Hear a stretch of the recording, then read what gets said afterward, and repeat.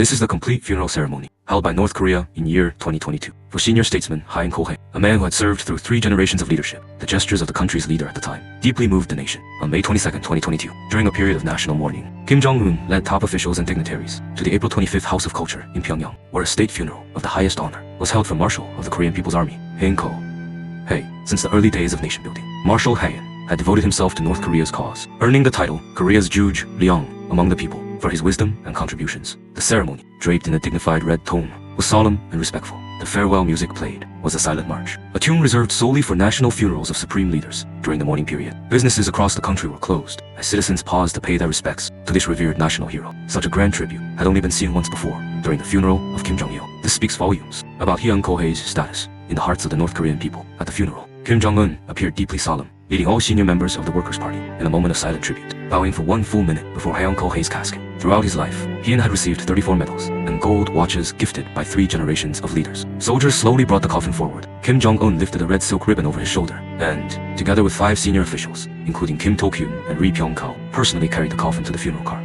Following behind were Hae's family members and high-ranking officials as the procession reached the hall's entrance. Tens of thousands of soldiers removed their hats in salute as the coffin was placed on the hearse. Unlike typical hearses, Hae's coffin was not placed inside the vehicle, but secured on top of an extended Mercedes-Benz Leopard with a bright North Korean flag waving at the front, led by Hae's portrait and escorted by a convoy of police cars. The funeral car moved slowly through the crowd-lined streets of Pyongyang. All along the route, people bowed deeply, paying final respects to a man who had devoted his entire life to the nation. After several hours of solemn procession around the city, the hearse arrived at the Patriotic Martyrs Cemetery in Sinmiri. There, Kim Jong-un and other top officials stood in silence at the gate of the cemetery, waiting to receive the coffin of Hae Ko-hae. As the silent march played once more, soldiers carried his portrait, his 34 medals, the 2 gold watches, and the coffin toward the burial site. The national anthem of North Korea rang out. Everyone stood in silence, many holding back tears. Kim Jong-un personally honored his lifelong mentor, but when a shovel was handed to him by Ri Bin, he did not use it. Instead, he knelt down and with his bare hands, gently placed soil over the coffin. The other leaders followed suit, using their hands to cover the resting place of this national figure with heartfelt care.